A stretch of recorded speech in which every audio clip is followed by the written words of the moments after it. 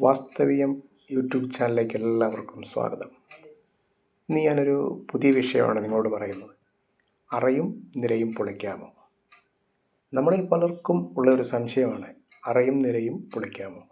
പ്രത്യേകിച്ച് അറയിലും മറ്റും വച്ചാരാധനയുള്ള ഭവനങ്ങൾ പൊളിക്കാമോ? ഇതിനൊരു മറുപടി എന്നുള്ള നിലയ്ക്ക് പറയുവാനുള്ളത്, പൊളിക്കാൻ പാടില്ലാത്ത പുരയുണ്ടോ? അറയുണ്ടോ? എന്തിനാണൊരു നാശമില്ലാത്തത്? എല്ലാത്തിനും ഒരു നാശമുണ്ട്. എത്ര നല്ല കണക്കിൽ വെച്ച വീടാണെങ്കിലും പൊളിക്കരുതെന്ന് ഒരു ശാസ്ത്രത്തിലും പറഞ്ഞിട്ടില്ല.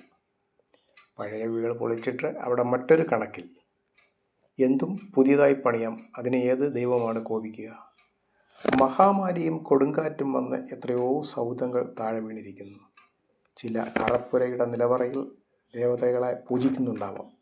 അങ്ങനെയുള്ള ഇടങ്ങളിൽ പ്രശ്നം വെച്ച് പരിഹാരം കണ്ട ശേഷമേ പൊളിക്കാവൂ. ഒന്നുകിൽ ഒഴിവാക്കാം, അല്ലെങ്കിൽ പുതിയൊരു മനുഷ്യാലയം പണിയുമ്പോൾ